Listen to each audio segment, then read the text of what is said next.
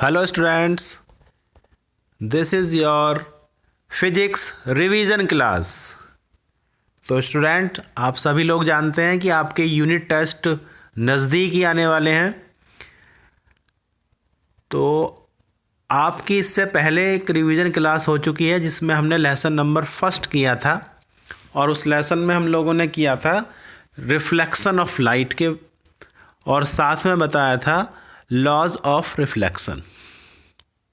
Okay students, तो आज हम इस रिवीजन क्लास का सेकंड लेक्चर करेंगे, और इसमें हम उसी जो लेसन नंबर 1 है हमारा, जो हमारी 12th फिजिक्स का पार्ट बी से यूनिट फर्स्ट लाइट से चल रहा है, तो उस लेसन फर्स्ट में हम लोग रिफ्लेक्शन से आगे चलते हैं।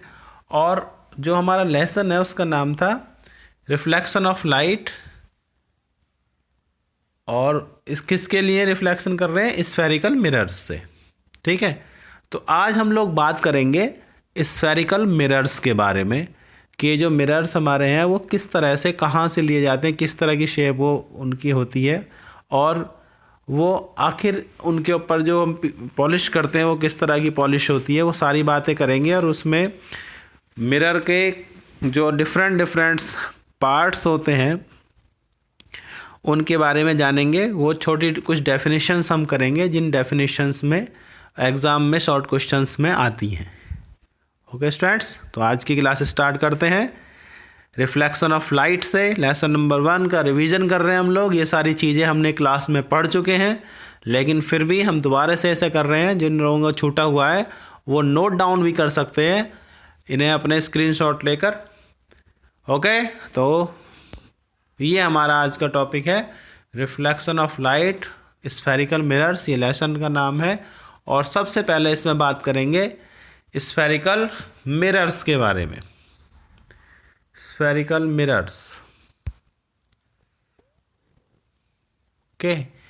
अब ये जो स्फेरिकल मिरर्स हैं, इनके नाम से ही पता चल रहा है कि किसी ऐसे मिरर्स जो हमने कहाँ से लिए हैं, किसी स्फेयर से कट करे हैं। तो हमने क्या देखा यहाँ पर कि यहाँ एक स्फेयर है। देखो यहाँ पर डायग्राम अगर मैं आपको शो करता हूँ तो ये यहाँ पर हमने एक स्फेयर शो किया हुआ है। ओके, इस स्फेयर को अगर हम कट कर लें किस डायरेक्शन में, इस तरह से हमने कहा कि इस शेप में हमने इसे कट करके अलग कर लिया। अब ये जो स्फेयर का पार्ट है, ग्लास पार्ट है ये, इसके एक साइड हम पेंट कर दें। हमने कहा कि ये इसको हमने पेंट करा है। जो इसमें ये डैशेस दिखाए गए हैं ये हमारा पेंट को शो करता है। अब वो पेंट किसका किया है वो हम डेफिनेशन में भी देखते हैं। इसमें देखिए यहाँ पर डेफिनेशन में हमने क्या लिखा है, a spherical mirror is a part of a hollow sphere. Spherical mirror क्या है? Is a part of a hollow sphere. एक होलो स्फेयर का पार्ट है हमारा स्फेरिकल मिरर। होलो स्फेयर से मतलब क्या है? खोखला कोई गोला स्फेयर है, उसका पार्ट हमने लिया है। Whose one side is silvered, जिसकी एक साइड क्या है? Silvered and coated with red oxide. उस पर हमने एक साइड में क्या करा? सिल्वर्ड पेंट किया, और उसके ऊपर कोट कर चढ़ाया किसका? रेड ऑक्साइड के ऊपर उसकी कोटिंग और करी। And other side is reflecting surface, और उसका जो सामने वाला सरफेस है उसे हमने क्या करा? वो ऐसे ही रहा है वो, क्योंकि हमारा ग्लास का है ये, तो वो हमारा सरफेस बोला जाएगा रिफ्लेक्टिंग सरफेस। यानी लाइट जो रिफ्लेक्ट करेगी वो उसी सरफेस से करेगी। अब इसमें यहाँ क्वेश्चन आता है कि हमने इस पर जो सिल्वर्ड लिखा है यहाँ पर, whose one side is silvered, हम इस पर एक सिल्वर का पेंट करते हैं पीछे। वो हम किस लिए करते हैं? एक्चुअली क्या है कि इससे पहले जो हमने पढ़ा था रिफ्लेक्शन ऑफ लाइट, उसमें ये चीज़ें बताई गई थी कि हमारा जो और अदर सब बहुत सारे हमारे सब्सटेंसेस जो भी हमें नज़र आते हैं चीज़ें, वो सारे सब्सटेंसेस लाइट को रिफ्लेक्ट करते हैं। लेकिन वो रिफ्लेक्शन जो होता है वो लाइट का वो कंप्लीट या 100% अमाउंट में नहीं हो पाता। ऑब्जेक्ट कुछ लाइट के अमाउंट को एब्जॉर्ब कर लेता है। जैसे एग्जांपल दिया था वॉल का, हम दीवार से अगर हमारी लाइट को इंसिडेंट होती है, सनलाइट हम अगर आज देखें तो वो लाइट रिफ्लेक्ट तो होती है लेकिन 50 या 60% तक रिफ्लेक्ट होती है, बाकी अमाउंट वो एब्जॉर्ब हो जाता है। तो हम एक ऐसा सरफेस चाहते थे कि जो लाइट हमारी कंप्लीटली रिफ्लेक्ट हो, नियर अबाउट 100% रिफ्लेक्ट हो। तो इसलिए हमने क्या करा, इस के जो हमने इसे स्फेयर, जो होलो स्फेयर था उसका जो पार्ट हमने कट किया हुआ है यहाँ पर, एक कर्व की शेप का हमने पार्ट ले लिया है यहाँ पर, और उसको हमने पहले पॉलिश किया, सिल्वर्ड पेंट किया। ओके, ये सिल्वर्ड क्या है, ये हमारा जो है वो लाइट को पूरी तरह से रिफ्लेक्ट करने का काम करता है, यानी कि लाइट जो होगी है वो अब हमारी जो होगी वो एब्जॉर्ब नहीं हो पाएगी इस सरफेस के द्वारा। जैसे हम अगर गिलास की कोई हम विंडोज़ देखते हैं तो वो गिलास की विंडो पर जब लाइट इंसिडेंट होती है तो काफ़ी अमाउंट में लाइट गिलास को पास करके हमारे मतलब रूम के अंदर भी पहुंचती है लाइट। बेशक गिलास हमारा रिफ्लेक्टिंग का गिलास लगा रखा है, अगर ब्लैक कलर का भी गिलास हमने लगाया हुआ है उसके बाद भी लाइट का कुछ अमाउंट अंदर एंटर होता रहता है, यानी लाइट पास हो रही है उसमें। तो हमने सिल्वर्ड पेंट किया, और अगर हम सिल्वर्ड नहीं तो इसका दूसरा ऑप्शन है, हम एल्यूमिनियम के द्वारा भी पेंट कर सकते हैं, लेकिन एल्यूमिनियम का हम कम यूज़ करते हैं, यहाँ पर सिल्वर्ड पेंट ही करते हैं ज़्यादातर मिरर्स पर। और उसके ऊपर हमने इसमें कोट लगाया है, किसका कोटेड करा, विद रेड ऑक्साइड। जो हम आपने नॉर्मल घरों में देखते हैं अपने मिरर्स को, तो आप अगर उसका पीछे की बैक साइड देखते हैं मिरर की तो वो वहाँ पे ऑरेंज कलर सा आपको दिखाई देगा, तो वो हमारा क्या है, रेड ऑक्साइड की कोटिंग की हुई है उसके ऊपर। तो अब ये जो हम कर रहे हैं वो इसलिए कर रहे हैं कि हमें जो मिरर चाहिए वो ऐसा चाहिए कि वो पूरी तरह से लाइट को रिफ्लेक्ट करे, लाइट को एब्जॉर्ब नहीं करे किसी भी कंडीशन में। ठीक है, चलिए खैर, तो हम डेफिनेशन आपने देखी, इस डेफिनेशन को नोट करेंगे। Spherical mirror is a part of a hollow sphere whose one side is silvered and coated with red oxide and other side is reflecting surface. ये डेफिनेशन आपको याद करनी है। अब ये जो हमारे मिरर्स हैं वो कितने टाइप के हो सकते हैं, यहाँ पे देखते हैं। नंबर 1 कॉनकेव मिरर और नंबर 2 कॉन्वेक्स मिरर, यानी मिरर्स हमारे स्फेरिकल सरफेस के 2 टाइप्स के हो सकते हैं, कॉनकेव या कॉन्वेक्स। अब पहले हम बात करते हैं यहाँ पर कॉनकेव मिरर की। अब ये इसका नेम आप देखेंगे कॉनकेव, कॉनकेव में पहले से केव वर्ड यहाँ पे यूज़ हो रहा है, तो केव से मतलब गुफा से होता है, कोई गुफानुमा कोई आकार की चीज़ है हमारी। तो ये स्ट्रक्चर अगर हम यहाँ देखें इस कॉनकेव की जो अभी बताया है, तो ये हमने देखा यहाँ पर इस स्ट्रक्चर को, ये देखिए आप। तो ये एक शेप ऐसी है जो एक कोई भी हम देखते हैं, स्टोरीज में पढ़ते हैं या कहीं किसी पिक्चर को देखते हैं, तो उसमें गुफा का जो द्वार है वो कुछ इस तरह का ही दिखाया जाता है कि ये हमारी गुफा है, इसके अंदर पहाड़ों के बीच में कोई गुफा है। तो केव से ही वर्ड बना है कॉनकेव, राइट। तो ये आप ध्यान रखना, क्योंकि कई बार हमें कन्फ्यूज़न हो जाता है कॉनकेव एंड कॉन्वेक्स के शेप में, राइट।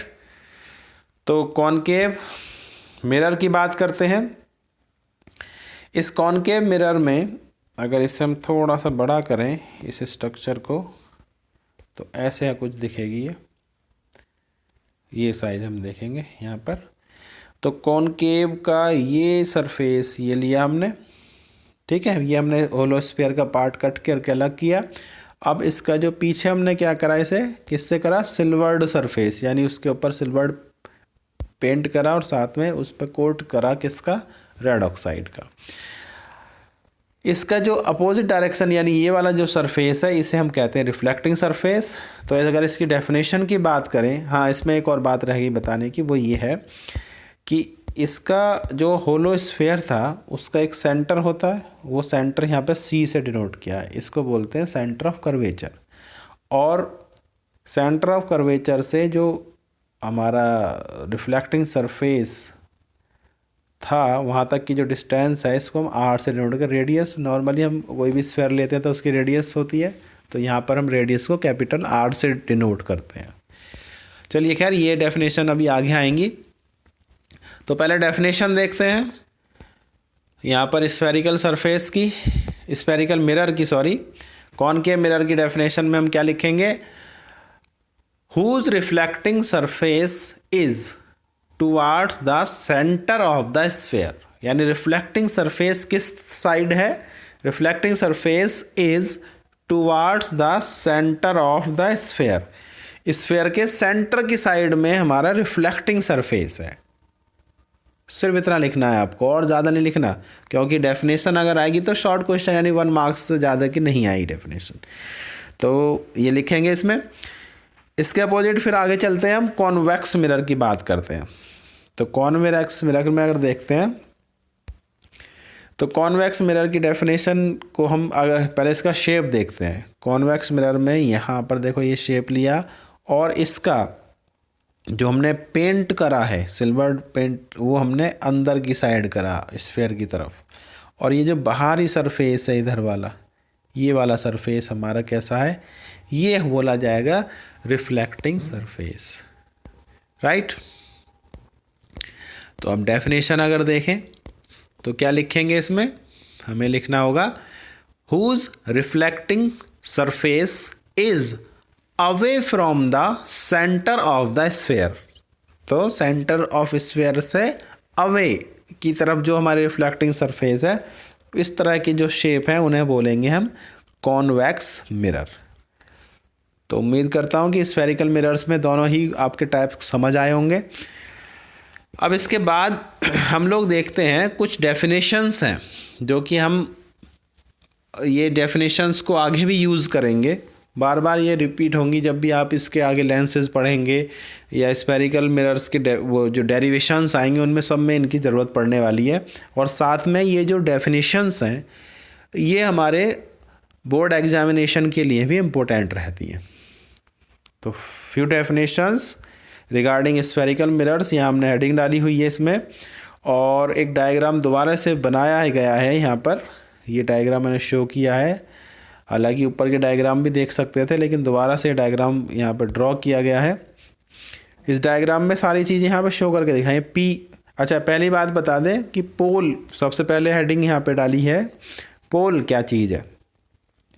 तो पोल के बारे में अगर हम देखें तो pole is the central point of the reflecting surface. ये जो हमने रिफ्लेक्टिंग सरफेस देखी, कॉनकेव मिरर में भी देखा, कॉन्वेक्स मिरर में भी देखा, तो the central point of the reflecting surface of the mirror, तो सेंट्रल पॉइंट जो होगा उसको हम बोलते हैं पोल। तो डेफिनेशन याद करिएगा, central point of the reflecting surface of the mirror, जिसे हम डिनोट करते हैं P से, राइट। तो ये हमारा P पॉइंट, ये हो गया हमारा पोल।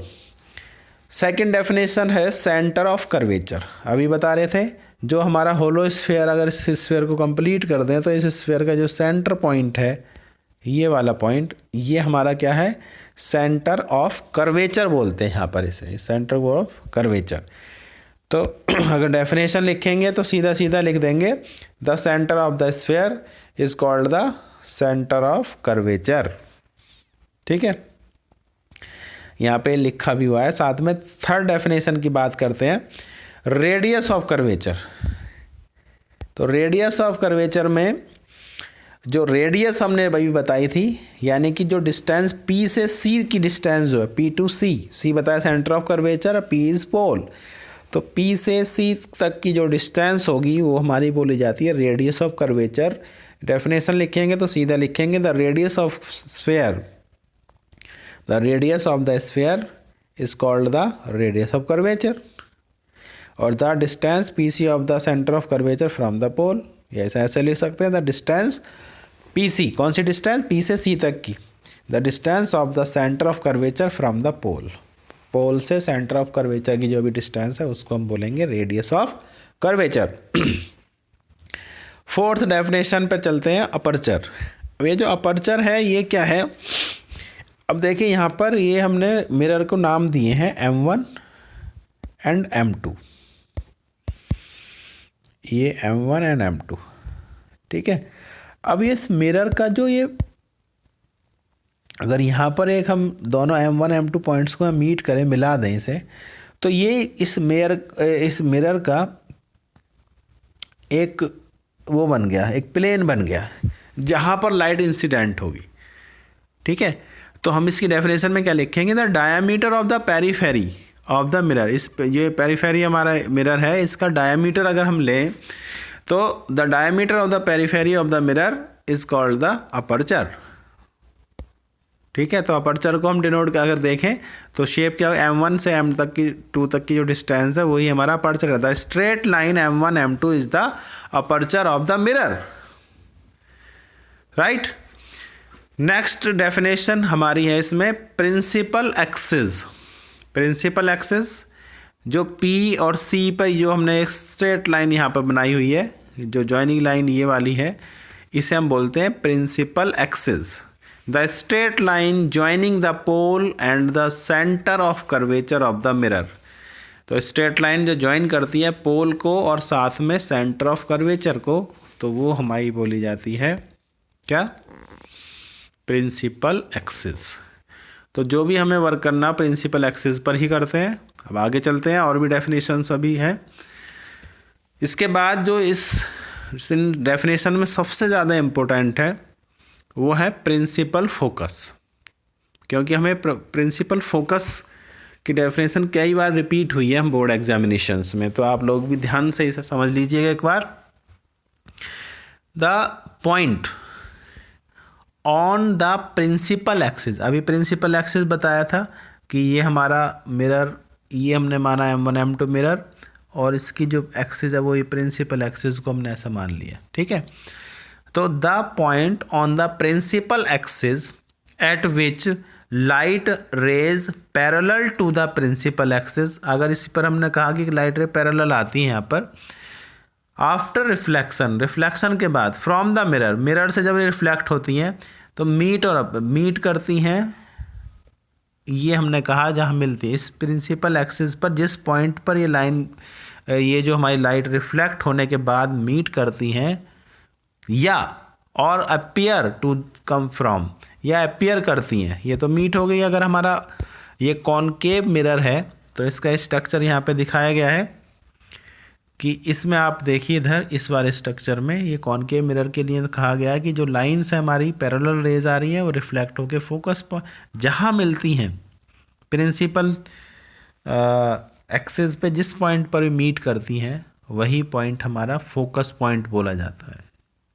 ठीक है, और कॉन्वेक्स मिरर में भी इसी तरह से है कि लाइट अगर कॉन्वेक्स मिरर का ये शेप हम यहाँ देखते हैं, इसमें देखिए आप, लाइट जो हमारी पैरेलल आती हैं हमारी इस प्रिंसिपल एक्सिस के, वो लाइट रिफ्लेक्ट होके कहाँ जाएंगी, ये फर्स्ट रे आती है और ये रिफ्लेक्ट होके ये दूसरी साइड में इस तरह से जाएगी।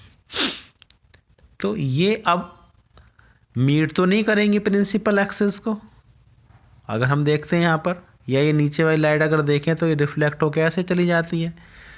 तो हमें तो ये वो पॉइंट हमें कहाँ मिलना चाहिए, प्रिंसिपल एक्सिस पर। तो प्रिंसिपल एक्सिस पे मीट कराने के लिए क्या करें, हम इन्हें पीछे बैक साइड में हटाते हैं, डॉटेड लाइंस में देखो, यानी अगर हम इन्हें लेंस के दूसरी साइड पीछे की तरफ हटाते हैं तो ये मीट करती हैं जिस पॉइंट पर, उसे हम कहेंगे प्रिंसिपल फोकस। ये इसका प्रिंसिपल फोकस है।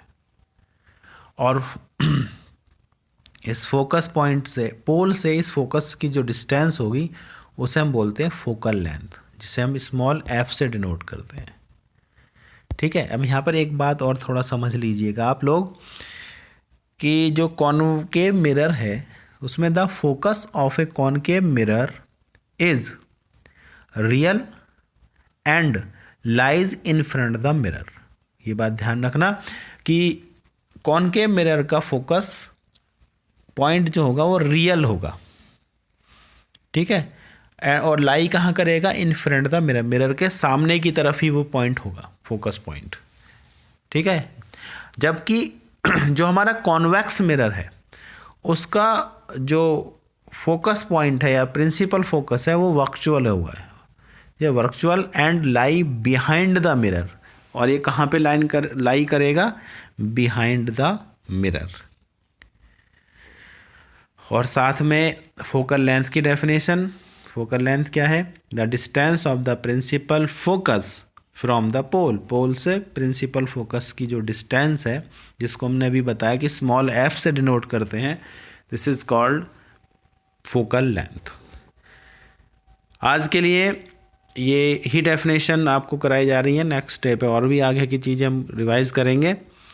लेकिन स्टूडेंट्स, आप लोगों से बस इतना कहना है कि आप लोग ये सभी जो आपको बताया जा रहा है, जिन्होंने करा हुआ है क्लास में तो अच्छी बात है, लेकिन जिसने अभी तक ये भी नोट नहीं किए हैं वो स्क्रीनशॉट लेकर इनको नोट कर सकता है डेफिनेशंस को। ये सारी चीज़ें जो कराई जा रही हैं ये सब इम्पोर्टेंट चीज़ें हैं, और आपके बोर्ड एग्ज़ाम को और साथ में यूटी एग्ज़ाम को लेकर भी ये सब इम्पोर्टेंट है। आप लोग इनको तैयार करते चलिए साथ साथ। Okay students, thank you very much.